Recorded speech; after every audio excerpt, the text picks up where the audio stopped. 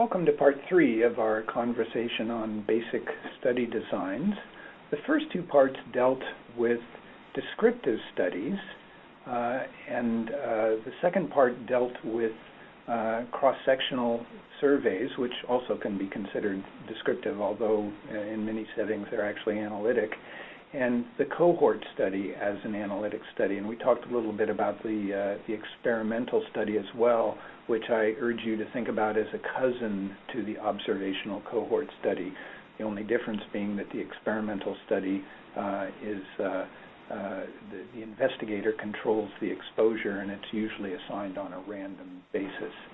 What I'd like to do now is talk about the final of the three main study designs, that is case control studies. And as I noted earlier, this represents kind of the other side of the coin from a cohort study. Whereas a cohort study, we start out with people who are healthy and we determine whether they are exposed to a given factor and then follow them through time. In the case control study, we do the opposite. What we do is we select people into the study based on whether or not they have the disease. So we will get a sample of cases or persons with the disease and compare them to a group of controls or reference people without the disease. So the subject selection is based on the outcome status. Do you have disease, yes or no, rather than the exposure, which we saw in the cohort study.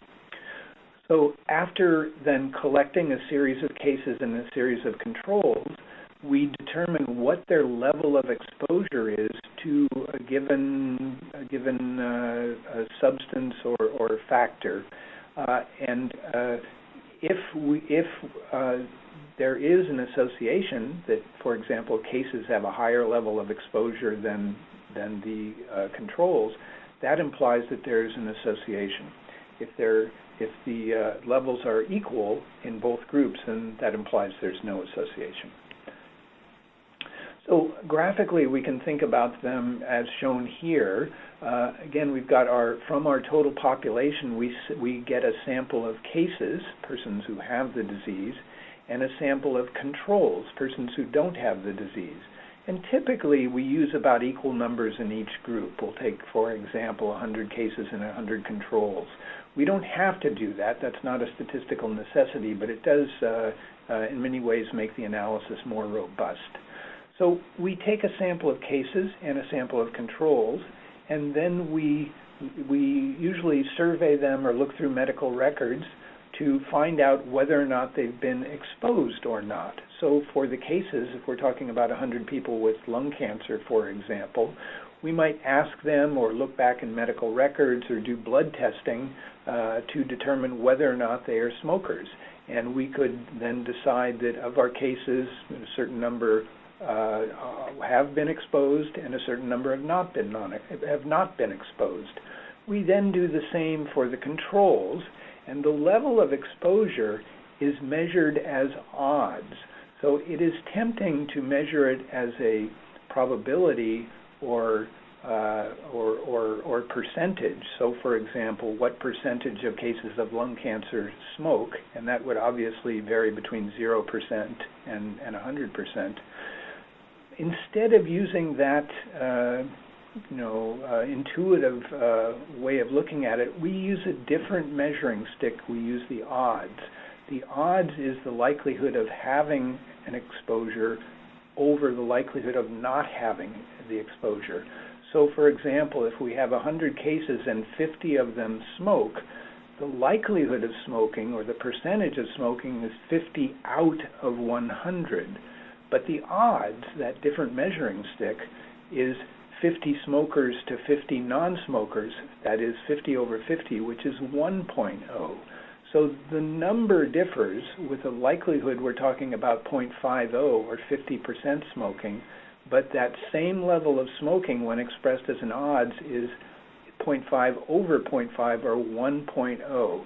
So again, just as in Fahrenheit and centigrade for temperature, we haven't changed the level of smoking. We haven't changed the temperature. All we're using is a different measuring stick, and thus the number we use to quantify it will differ.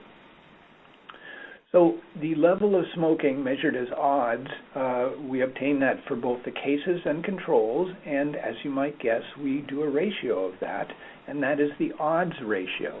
So if the level of exposure is the same in both groups, let's say it's 50% smokers in cases and 50% smokers in controls, then the ratio of those odds, which would be 1/1, is 1. The odds are equal in both groups. In other words, the level of exposure is the same in both groups. If, on the other hand, the level of exposure is higher in the cases, let's say, for example, that 75% of the cases smoke, the odds for that would be 75% over 25%. That is the likelihood of smoking versus not smoking, and that number is 3. Whereas in the controls, let's say that it's 50% smoke, so the odds are 50% over 50%, which is 1. So the ratio of that is 3/1, or 3. So a number greater than 1 implies that there is an association between the cases and the controls, an association between the exposure and the outcome. Case control studies tend to be more efficient than cohort studies, especially for conditions that are extremely rare, and we'll talk about that in a bit. However, they tend to be more prone to bias for 2 reasons. First, selection of cases and controls. Consider that the perfect case control study would involve all cases in the universe and all controls in the universe. That way we know we weren't missing anybody. That is obviously infeasible, so we tend to rather, instead of using the population, we use a sample. And if we're not careful of how we draw our sample of cases and controls, our sample may not truly reflect the wider population of cases and controls, and that can interfere with our analysis. A second problem with case control studies is that they involve retrospective measurement of exposure. So we would ask a person, a case of lung cancer, for example, what their historical experience with smoking has been. And to the degree that the answers we get may be colored or biased, that may cause us problems. Also, sometimes that information is simply not available. If we, for example, are looking for something that is in the medical record, it may not be recorded there, or there may not be any medical record for us to access. Controls should also be sampled from the same population that the cases belong to. And typically these case control studies are done in a clinical or hospital-based setting, in which case we would like to have both our cases and controls be from the same hospital or setting. A better way, if it is possible, is to do it from the wider community. And the way this generally works is that if we have a case, we might use a friend control. If the case comes to us through a registry that collects all cases within the community, then that is very good, because it means that we can randomly select another community member as a control, and often that is done through random digit dialing. The obvious problem with that is that not everybody has one single telephone, which is the statistical presumption in your analysis. So some people may have 2 or 3 phones, and they have an increased likelihood of being called as a control. Others may not have any phone, and they would have 0 likelihood of being a control. So random digit dialing, while common and convenient, also has some difficulties. Another thing that comes up with selecting controls is it is possible to match. And that is, you are assuring that your cases and controls are comparable for a given matched variable. And we'll talk in a little bit about how the advantages and disadvantages of that. We can also use multiple control groups. So for example, if we want to see how the case group compares to a community group or a group from a different hospital, we can do that. We don't have to have a single control group.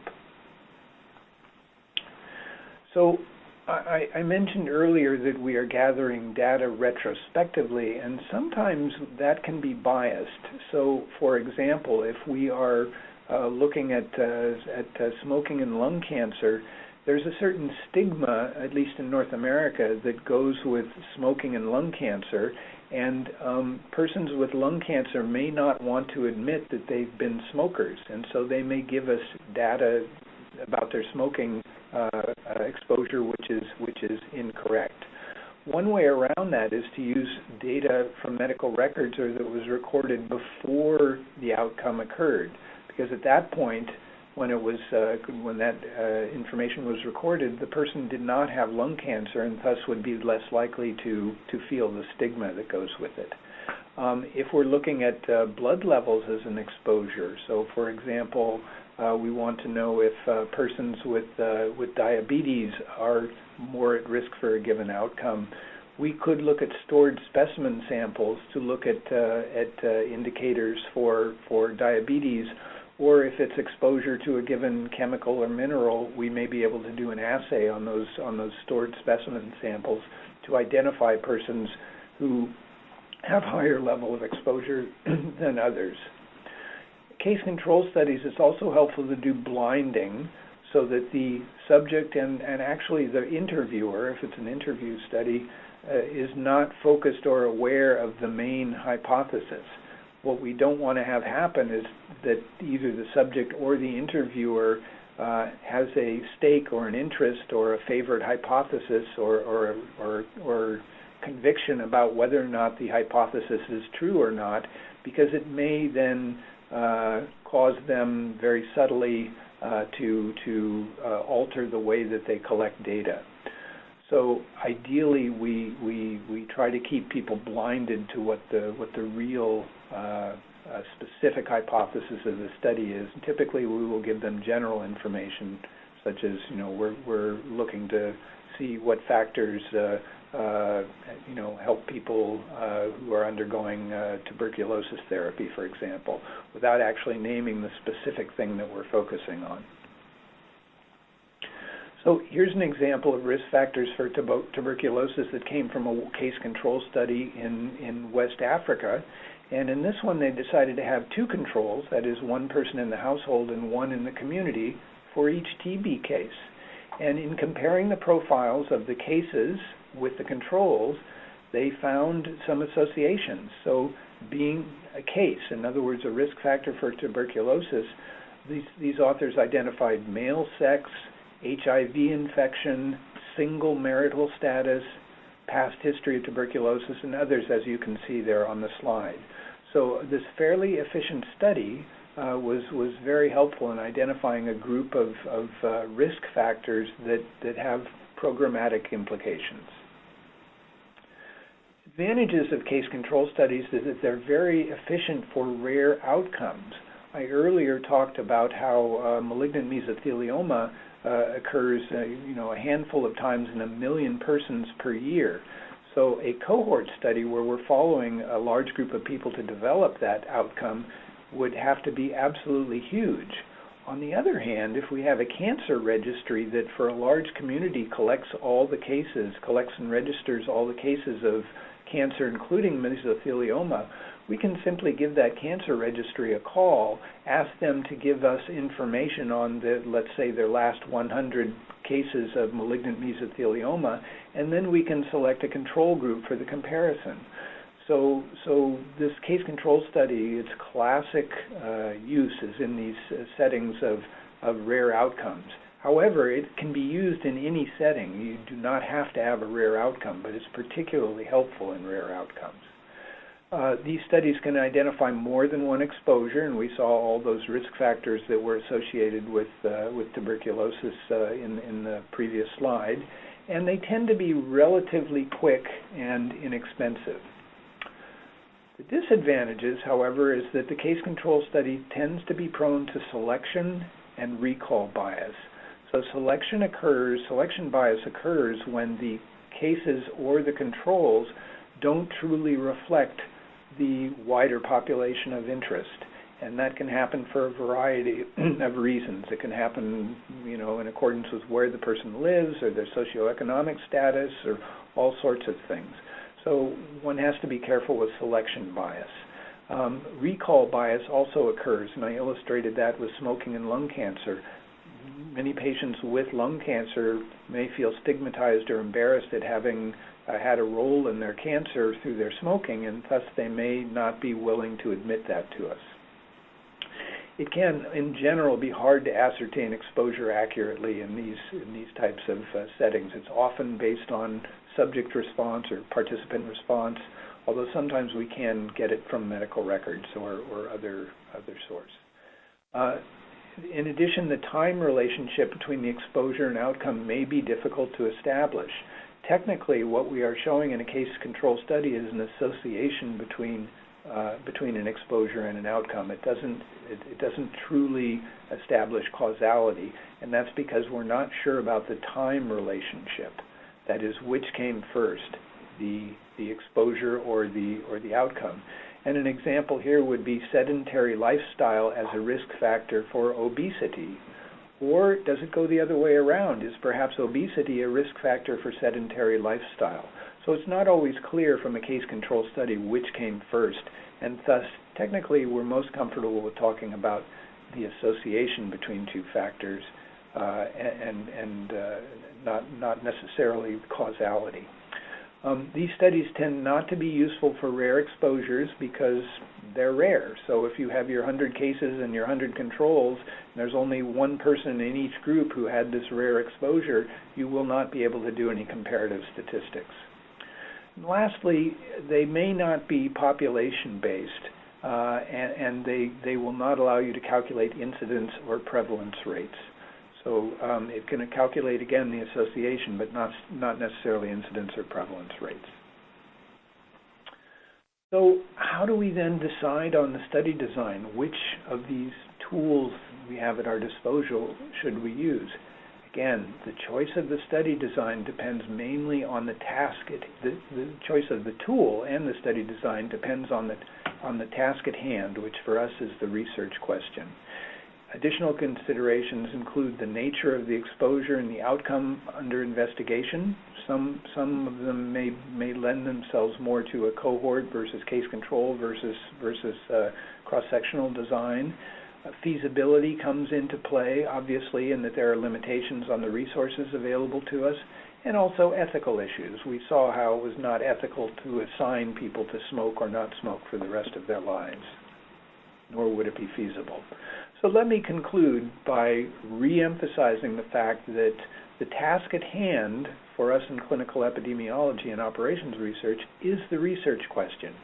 So please spend a good amount of time with yourself and with your colleagues in crafting that research question, and from there you will have a better sense of deciding which particular study design is the most appropriate to answer that research question.